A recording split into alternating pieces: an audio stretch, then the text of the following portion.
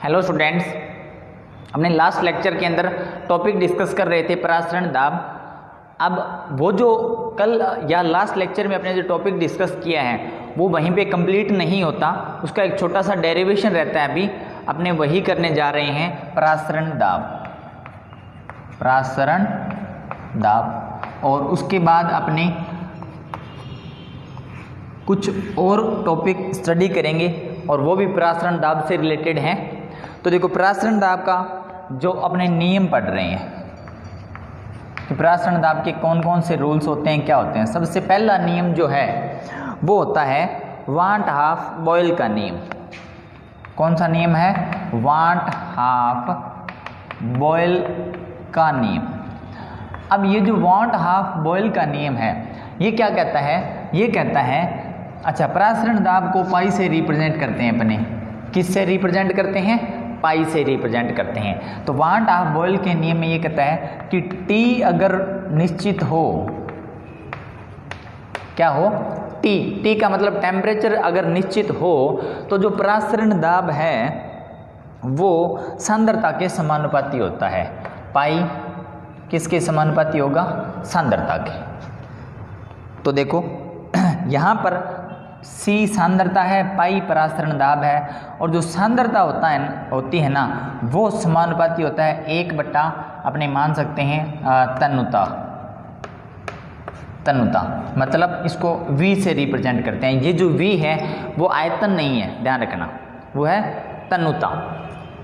तो पाई जो होता है वो समानुपाती हो जाएगा ये इसके और ये इसके। तो अपने क्या लिख सकते हैं? 1/V लिख सकते हैं। क्या लिख सकते हैं? 1/V इसको लिख सकते हैं। ये अपना एक छोटा सा नियम है वांट हाफ बॉयल का नियम। अब इसी के अंदर अपने एक दूसरा रूल पढ़ते हैं और वो पढ़ते हैं वांट हाफ दाब का नियम। वांट हाफ दाब का नियम, दाब का नियम। इस नियम में क्या कहता है कि जो परासरण दाब है वो ताप के समानुपाती होता है। परासरण दाब समानुपाती ताप के। अगर क्या? C निश्चित हो। C मतलब जो यहाँ पे पढ़ा था, C सांद्रता क्या हो? निश्चित हो यहाँ पर। तो पाई जो है वो समानुपाती होता है T के। ठीक है, या तो C निश्चित हो, या ऐसे बोल सकते हैं, या अपने क्या बोल सकते हैं कि या C की जगह अपनों क्या लिखा था? V, तो ये V निश्चित हो। तो यहाँ पे अपने दो रूल देखें। वांट हाफ बॉयल का नियम, ताप निश्चित हो तो परासरण दाब सांद्रता के समानुपाती होता है, और अगर सांद्रता निश्चित हो तो परासरण दाब ताप के समानुपाती होता है। अब अपने इन दोनों रूल्स को अगर मिक्स कर दें, जो दोनों रूल्स अपने पढ़े हैं इन दोनों को अगर मिला दें तो देखो कौन सा रूल बनेगा। अभी अपने लिखने जा रहे हैं। दोनों को अगर अपने मिक्स करें तो पाई समानुपाती C/, या CT लिख सकते हैं, या अपने क्या लिख सकते हैं? T/V, T/V। क्योंकि देखो पाई समानुपाती T है और पाई व्युत्क्रमानुपाती V है। इन दोनों को अपने लिख दिया साथ साथ। क्या लिख दिया? साथ साथ। तो समानुपाती का निशान हटाते हैं, पाई बराबर ST/V, और S जो है वो है विलियन स्थिरांक। क्या है? विलियन स्थिरांक। ये जो S होता है उसका मान R के बराबर होता है, और R होता है गैस नियतांक, गैस नियतांक। तो यहाँ पर S की जगह अपने क्या लिख सकते हैं? पाई बराबर RT/V, ये लिख लिया। ये जो समीकरण आई है वो है 1 मोल के लिए। कितने मोल के लिए? 1 मोल के लिए। अगर मैं N मोल के लिए इसी समीकरण को लिखूं तो ये आ जाएगी पाई बराबर NRT/V। ये किसके लिए है? N मोल के लिए।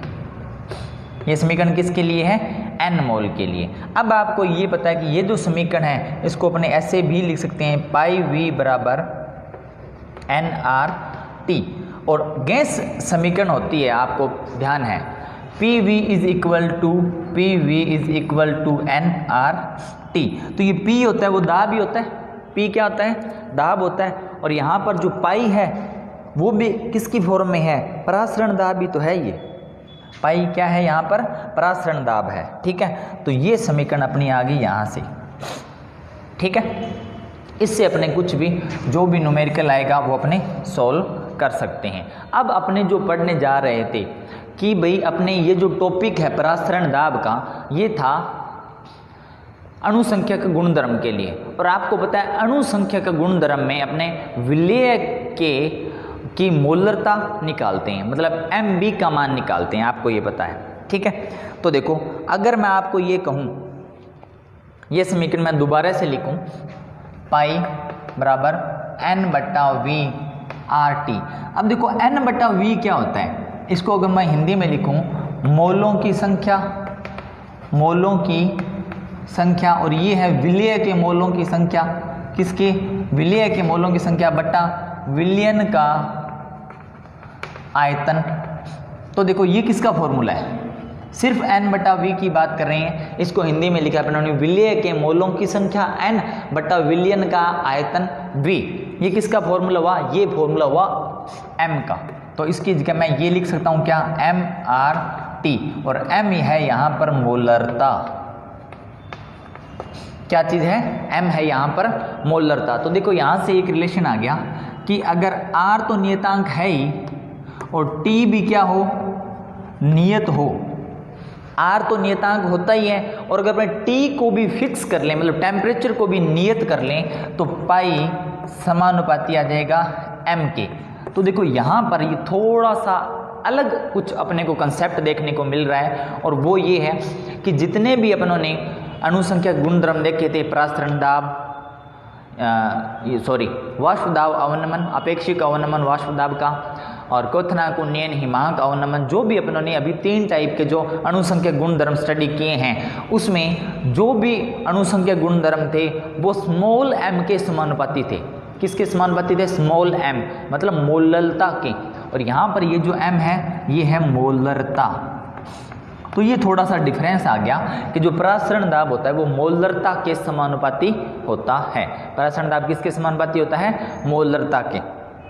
ठीक है, अब अगर मैं यहाँ से फॉर्मूला लिखूँ, या इस फॉर्मूले को वापस जाऊँ मैं इसमें, जैसे अपने लिखते हैं इसके अंदर, इसमें लिखते हैं, तो एक बार साफ करते हैं, दोबारा से नई जगह से स्टार्ट करते हैं अपने।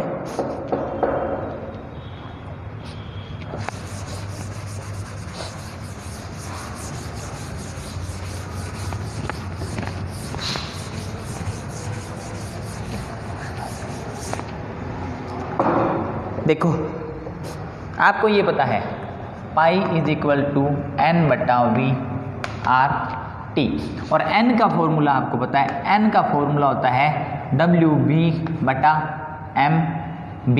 ये अपने यहाँ रख देते हैं, तो pi is equal to WB/RT upon में MB और V आ जाएगा, MB और क्या आ जाएगा, V आ जाएगा। और यहाँ से अपने क्या निकाल सकते हैं, MB is equal to WB/RT upon में पाई और V। तो देखो यहाँ से अपने ने क्या निकाल लिया, MB का मान। MB क्या है, विलेय का मोलर द्रव्यमान। MB क्या चीज़ है, विलेय का मोलर द्रव्यमान। तो ये एक छोटा सा डेरिवेशन था, इसमें सभी फॉर्मूले आने चाहिए अपने को। ये फॉर्मूला, इससे भी क्वेश्चन आ सकता है, इससे भी क्वेश्चन कर सकते हैं अपने, इससे भी क्वेश्चन कर सकते हैं। जितने फॉर्मूले आपने लिखे हैं ना, ये वाला जो फॉर्मूले है, इसमें जैसे कि कोई भी सी फॉर्मूला हो, अपने को ये पता होना चाहिए कि वैल्यू किस किस की क्वेश्चन में अपने को मिलेगी। अपने नेक्स्ट लेक्चर के अंदर जो चारों अणुसंख्यक गुणधर्म है उसके कुछ न्यूमेरिकल डिस्कस करेंगे। ठीक है, तो देखो pi is equal to MRT, ये फॉर्मूला पता होना चाहिए। Pi is equal to N/VRT, ये पता होना चाहिए। Pi is equal to WB/RT upon MB into V, ये पता होना चाहिए। अब इसमें से अपने कोई भी जितनी वैल्यू दी होगी वो अपने जैसे टेम्परेचर दे सकता है, गैस स्थिरांक दे सकता है, विलयन का आयतन दे सकता है, विलेय का द्रव्यमान दे सकता है, विलेय का अणुभार ये है, और पाई क्या है, परासरण दाब। ये अपना जो टॉपिक था परासरण दाब का, ये एक बार यहीं पे कंप्लीट होता है। उसके बाद में अपने देखते हैं कि परासरण दाब के आधार पर विलयन को कितने भागों में बांटा गया है। परासरण दाब के आधार पर विलयन के टाइप्स देखते हैं। इंपॉर्टेंट क्वेश्चन है, ध्यान रखना, छोटा सा आधे नंबर का या 1 नंबर का पूछा जा सकता है। देखो, परासरण दाब के आधार पर विलयन के प्रकार। तो परासरण दाब के आधार पर विलयन जो है ना, लिख लेते हैं अपने, परासरण दाब के आधार पर विलयन कितने प्रकार के होते हैं। इसको 3 भागों में बांटा गया। कितने भागों में? 3 भागों में बांटा गया। और वो भाग कौन कौन से हैं देखते हैं अपने। सबसे पहले होता है समपरासरी विलयन। समपरासरी विलयन। फिर होता है अल्पपरासरी विलयन, और एक होता है अतिपरासरी विलयन। अतिपरासरी विलयन। तो देखो, इसको मैं आपको समझाऊंगा, अपने देखेंगे, अच्छे से क्लियर होना चाहिए, कहीं पे भी कोई भी 1% कन्फ्यूजन नहीं रहना चाहिए, ठीक है। तो देखो, ये मैंने एक कोई विलयन लिया, ये एक कोई क्या लिया, विलयन ले लिया मैंने, और ये विलयन आप ये मानो नमक का विलयन है, ठीक है। और इन तीनों को क्लियरिफाई करने के लिए मैं एक सेल ले रहा हूं, और वो सेल है, सेल मतलब कोशिका, कोशिका है आरबीसी। आरबीसी आपको पता है, अगर आपने 10th तक साइंस पढ़ी है तो उसमें आपने ये देखा होगा, आरबीसी क्या होती है, इसकी फुल फॉर्म होती है रेड ब्लड कार्पसल्स। इसका मतलब है लाल रक्त कणिका। और ये कहाँ पे पाई जाती है? ये पाई जाती है रुधिर में। कहाँ पे मिलती है ये? रुधिर में। आरबीसी के कारण ही जो रुधिर का जो रंग होता है वो लाल होता है। ये इतनी सी बात। अब इसका जो विलयन होता है ना, इसके अंदर का जो सॉल्यूशन होता है, उसकी कंसंट्रेशन अपने को पता होनी चाहिए। उसकी कंसंट्रेशन क्या होनी चाहिए? पता होनी चाहिए। और उसकी कंसंट्रेशन होती है 0.9% NaCl सॉल्यूशन होता है उसमें। कितना होता है? आरबीसी रुधिर में पाई जाती है, इसके अंदर का जो सॉल्यूशन है उसकी कंसंट्रेशन इतनी होती है, मतलब ये इतनी सांद्रता लिखी है मैंने। क्या लिखी है? सांद्रता। इसके अंदर NaCl सॉल्यूशन होता है, और कितना होता है? 0.9% NaCl। समझ में आ गई बात? अब ये जो आरबीसी है इसको मैंने यहाँ पे रख दिया, इस विलयन के अंदर, इस विलयन में रख दिया। तो देखो, इसके अंदर की सांद्रता 0.9%। तो इसमें रखने से पहले जब ये विलयन था तो देखो, समपरासरी, अतिपरासरी या अल्पपरासरी विलयन है, वो 2 विलयनों की तुलना है, न कि अपने एक। अगर अपने कोई भी एक विलयन ले लिया, उससे अपने ये नहीं साबित कर सकते कि वो अतिपरासरी है, समपरासरी है या अल्पपरासरी विलयन है। तो ये 2 विलयनों की क्या है? तुलना है। अब देखो इसके अंदर क्या होगा। और ये जो बाहर का जो विलयन मैंने लिया गया है, जो इस पात्र में जो विलयन लिया था, वो भी 0.9% NaCl ही था। वो भी किसका विलयन था? 0.9% NaCl। तो इन दोनों की जो सांद्रता है ना, वो क्या है? बराबर है। मतलब ये इसके अंदर की सांद्रता और इसके अंदर की सांद्रता, दोनों की सांद्रता क्या है? बराबर है। तब विलायक के कण ना तो इधर से इधर जाएंगे, ना इधर से इधर जाएंगे, मतलब ये कंडीशन नहीं होगी। तो ये जो सेल अपनों ने जितनी ली थी, उसका साइज वैसे का वैसा ही रहता है। सेल का साइज क्या होता है? वैसे का वैसा ही रहता है। क्लियर? अब अपने देखते हैं नेक्स्ट, अल्पपरासरी विलयन। कंडीशन यही लेंगे, उसमें जो अपने को चाहिए चीज, सारा जो भी कंसेप्ट वो यही रखेंगे, ठीक है। अब मैंने एक और विलयन ले लिया, ये भी NaCl विलयन है। इसकी सांद्रता अभी देखते हैं कितनी है। इसमें मैंने यहाँ पर वापस क्या रख दी? आरबीसी। आरबीसी की एक कोशिका, आरबीसी यही तो है, और इसकी सांद्रता 0.9% NaCl है। इसकी सांद्रता कितनी है? 0.9% NaCl अपनों ने ले लिया। अब बात करते हैं कि अपने ये जो विलयन लिया है इसमें जो RBC रखी है उसकी तो सांद्रता 0.9% NaCl है। ये जो बाहर का विलयन है ना, इसका आप ये मानो कि सांद्रता है 0.5% NaCl। इसकी सांद्रता कितनी है? 0.5% NaCl। तो देखो ये जो विलयन है और ये जो विलयन है, इन दोनों की अगर अपनी तुलना करें, मान लेते हैं ये विलयन है A और ये विलयन है B, इन दोनों की क्या करें अगर अपनी तुलना करें तो ये जो विलयन है वो सांद्र विलयन है और ये जो विलयन है वो क्या है? तनु विलयन है। थोड़ा सा क्या है? तनु, क्योंकि इसके अंदर विलायक की मात्रा ज़्यादा है, अब इसके अंदर विलायक की मात्रा क्या है? कम है। और ये जो कोशिका होती है इसका ये जो बाहर आपको ये जो मैंने बनाया हुआ दिख रहा है, ये एक टाइप की SPM होती है। इसका बाहर का जो कवर होता है वो क्या होता है? SPM मतलब semi permeable membrane. Semi permeable membrane क्या होता है? ये लास्ट लेक्चर के अंदर अपने डिस्कस कर चुके हैं। तो अब देखो इसकी सांद्रता ज़्यादा, इसकी सांद्रता कम। अगर आपको ध्यान है तो लास्ट लेक्चर में जो प्रासरण था, ओस्मोसिस की जो प्रक्रिया थी, उसमें मैंने सेकंड परिभाषा बताई थी विलयन के हिसाब से। याद आया कुछ? सेकंड परिभाषा क्या बताई थी? विलयन के हिसाब से बताई थी। और उसमें मैंने ये कहा था कि अगर अपने पहली बात करते हैं विलायक की, दोनों ही परिभाषा बात करते हैं अपने। अगर सिर्फ विलायक की बात करें वो तो अधिक सांद्रता से जाता है कम सांद्रता की ओर। किसकी ओर जाएगा? विलायक कहाँ जाएगा? अगर सिर्फ विलायक की बात करते हैं वो अधिक सांद्रता से कम सांद्रता की ओर फ्लो करता है, गमन करता है। ठीक है। अगर मैं विलयन की बात करूं तो जो गमन होगा वो तो किसका होगा? विलायक का ही होगा। पर विलयन में अगर विलयन की सांद्रता क्या है? कम सांद्रता है, कम सांद्रता से ये जाएगा अधिक सांद्रता की ओर, अधिक सांद्रता की ओर। तो देखो विलयन की सांद्रता कम है, कम का मतलब तनु है, तनु का मतलब क्या है? जिसमें विलायक की मात्रा ज्यादा है। तो ये दोनों बातें सेम है, ये दोनों बातें क्या है? सेम। तो देखो यहाँ पर ये जो B सॉल्यूशन है और A सॉल्यूशन है, इसमें सांद्रता कम किसकी है? विलयन है, ये सॉल्यूशन बोल रहा हूं मैं। इसमें B की सांद्रता क्या है? कम है। B की सांद्रता कम है तो ये कहाँ से जाएगा? कम सांद्रता से अधिक सांद्रता के अंदर जाएगा। मतलब विलायक के जो कण है ना वो बाहर से अंदर की तरफ जाएंगे, बाहर से अंदर की तरफ जाएंगे। जब ये बाहर से अंदर की तरफ जाएंगे तो यहाँ पर एक घटना घटेगी और उसको बोलते हैं अंतःपरासरण। क्या बोलते हैं? अंतःपरासरण। मतलब यहाँ पे कौन सी प्रक्रिया होती है? अंतःपरासरण की। कौन सी घटना घटती है? अंतःपरासरण की। और जो RBC होती है ना, वो फूल जाती है।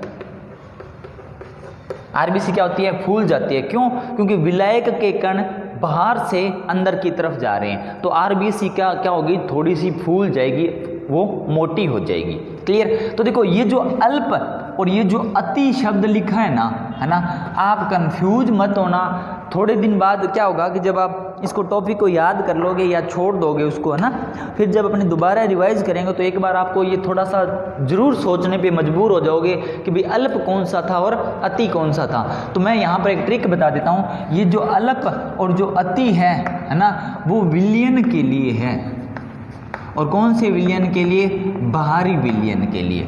अल्प का मतलब कम, विलयन की सांद्रता कम। अब अपने देखते हैं थर्ड पॉइंट देखते हैं, इसकी बात करते हैं अपने। वापस मैंने एक नमक का विलयन लिया, इसके अंदर RBC रख दी। RBC की सांद्रता फिक्स है 0.9% NaCl।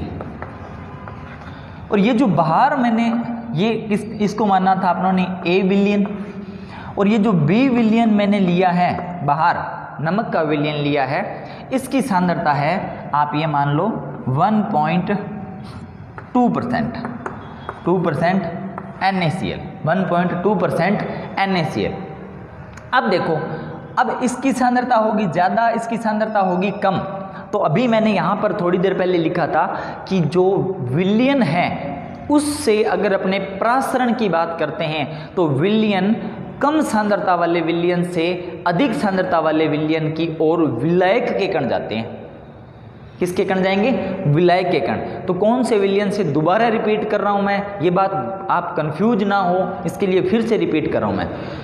कम सांद्रता वाले विलयन से अधिक सांद्रता वाले विलयन की तरफ विलायक के कण मूव करेंगे। क्लियर? तो देख लो, अब इसकी सांद्रता कम है, इसकी सांद्रता क्या होगी? बढ़ा दी। मतलब अति का मतलब होता है ज्यादा, और ज्यादा मतलब कौन सा? बाहरी विलयन। ये ध्यान रखना है आपने, बाहरी विलयन की सांद्रता अपने कर दी ज्यादा। तब क्या होगा कि ये जो सेल है इसके अंदर से विलायक के कण आ जाएंगे बाहर की तरफ। इसके अंदर से विलायक के कण क्या आ जाएंगे? बाहर की तरफ आ जाएंगे। तो ये जो है ये बाह्य परासरण होता है। इसमें कौन सा परासरण होता है? बाह्य परासरण। और इसके अंदर जो आरबीसी है ना, वो पिचक जाती है। मतलब आरबीसी क्या होगी? आरबीसी की सेल क्या होगी? पिचक जाएगी। क्यों? क्योंकि इसके अंदर से जो विलायक के कण है वो कहाँ आ जाएंगे? बाहर आ जाएंगे। तो ये जो आरबीसी है पहले थोड़ी मोटी थी, अब वो क्या हो जाएगी? वापस पिचक जाएगी। तो ये परासरण दाब के आधार पर विलयन के प्रकार थे, समपरासरी, अल्पपरासरी और अतिपरासरी। ठीक है, ये जो सम, अल्प और अति शब्द है ये ध्यान रखना, ये कौन से विलयन के लिए है? बाहरी विलयन के लिए। अब मैं इससे रिलेटेड आपको एक बढ़िया सी बात बताता हूँ जो कि आप डेली लाइफ के अंदर यूज करते हो और आपने कभी फेल भी किया है। देखो क्वेश्चन बता रहा हूँ मैं। सर्दियाँ आने वाली है, आप लोगों का या मेरा मान लें गला दर्द करने लग जाएगा। क्या हो जाए? गला दर्द करने लग जाए या गले में सूजन हो जाए। ठीक है, तो देखो इसके लिए अपने क्या करते हैं और वो होगा कैसे? देखो मैं एक डायग्राम बना रहा हूं। डायग्राम ये रहेगा अपना। ये मैंने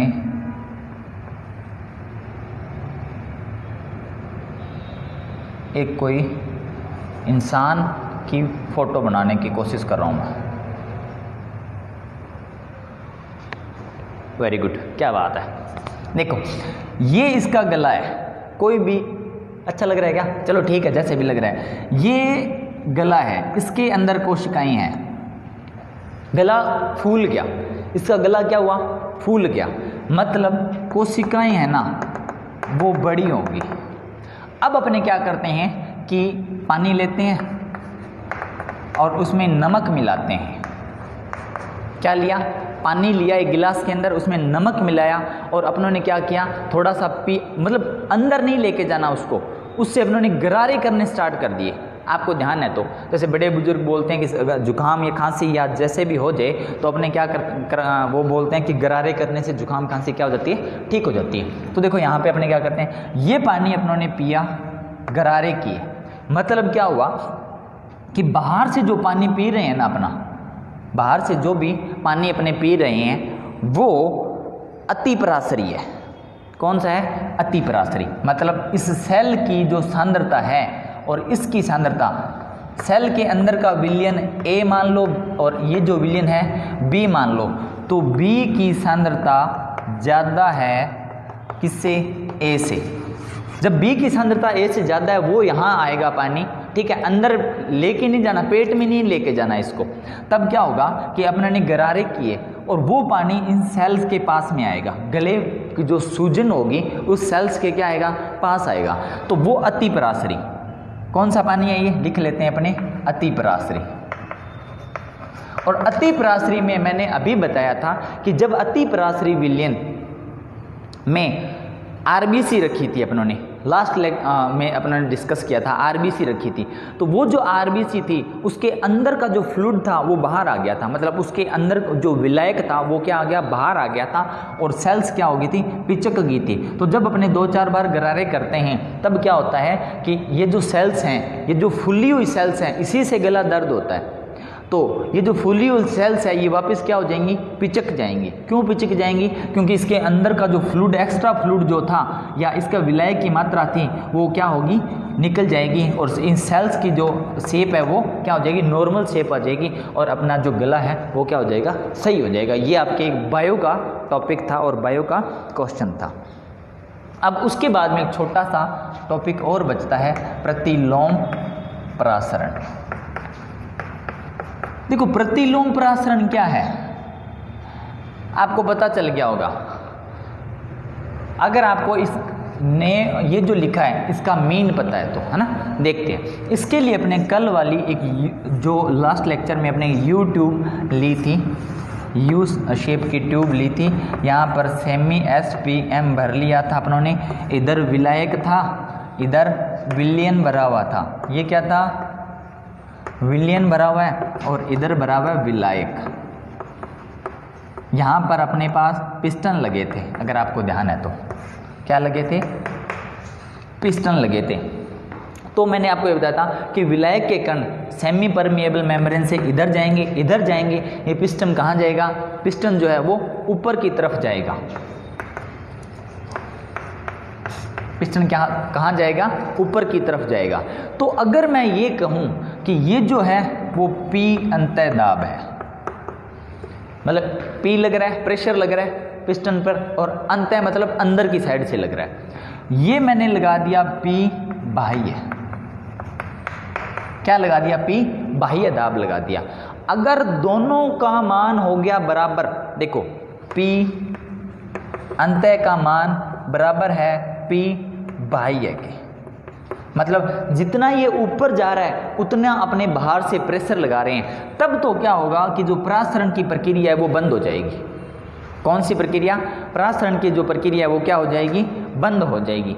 अगर मैं ये कर दूं कि P बाह्य का मान ज़्यादा कर दूं P अंतः से, अब इस कंडीशन में क्या होगा, देखो मैंने इस पे प्रेशर लगा दिया ज़्यादा और ये जो लग रहा है इससे ज़्यादा लगा दिया, तब क्या होगा कि यहाँ से जो विलायक के कण हैं वो प्रेशर से वापस इधर आना स्टार्ट हो जाएंगे। इस कंडीशन में ये होता है P बाह्य का मान, मतलब बाह्य दाब का मान अंतः दाब से मैंने क्या कर दिया, अगर ज़्यादा कर दिया, तब क्या होगा कि ये जो यहाँ विलयन में जो विलायक के कण थे वो कहाँ आने स्टार्ट हो जाएंगे, इधर आने स्टार्ट हो जाएंगे। इसको बोलते हैं प्रतिलोम परासरण। क्या बोलते हैं इसको, प्रतिलोम परासरण। अगर मैं इसको इंग्लिश में लिखूं तब आपके लिए थोड़ा सा और इजी हो जाएगा और इसका यूज अपने को पता चल जाएगा कि भी इसका यूज कहाँ पे करते हैं। इसको बोलते हैं रिवर्स ऑस्मोसिस। Reverse osmosis. तो देखो रिवर्स ऑस्मोसिस को अगर मैं शॉर्ट में लिखूं तो RO लिख सकता हूं क्या, और RO क्या होता है आपको पता है। आपके घरों में एक ऐसे किचन में एक बड़ा सा अपरेटस लगा है, वाटर प्योरीफायर। आप टीवी में ऐड भी देखते हो RO की। वो क्या करता है कि ये जो विलयन था इसमें जो विलय के कण थे वो तो इधर ही रह जाएंगे और इससे विलायक वो इधर ले आएगा प्रेशर लगाकर, ठीक है। तो आप ये मानो कि ये जो यहाँ पर पानी था, कौन सा पानी था, अशुद्ध, या अपने इसको ये मान सकते हैं कि ये जो पानी था ये कोई समुद्री जल है जिसके अंदर लवण मिले हुए हैं। तो जब उस समुद्री जल को RO में से निकालते हैं तब सिर्फ इसमें से किसके कण आएंगे, विलायक के, मतलब यहाँ से किसके कण आ जाएंगे, सिर्फ पानी के कण आ जाएंगे। और ये जो इसके अंदर जो भी अशुद्धियाँ थी, जो भी सॉल्ट था, जो भी लवण था, वो इधर ही रह जाएगा। तो RO क्या काम आता है, वाटर प्योरीफायर होता है, और यही RO होता है रिवर्स ऑस्मोसिस, ठीक है। अपना ये टॉपिक हो गया कंप्लीट। उसके बाद में कल अपने नेक्स्ट लेक्चर में एक टॉपिक रहता है इसी चैप्टर का, असामान्य अणुसंख्यक गुणधर्म और वांट ऑफ गुणांक। वो भी बहुत इंपॉर्टेंट टॉपिक है, उस से भी न्यूमेरिकल्स पूछे जाते हैं। और लास्ट लेक्चर के अंदर अपने पढ़ेंगे इस चैप्टर के कुछ जो अभी तक अपने न्यूमेरिकल नहीं किए। मतलब ये चैप्टर जो है वो इसके सिर्फ और सिर्फ 2 लेक्चर और रिमेंस रहते हैं, मतलब 2 लेक्चर और बाकी रहते हैं, उसके बाद में ये चैप्टर हो जाएगा ख़त्म। Thank you.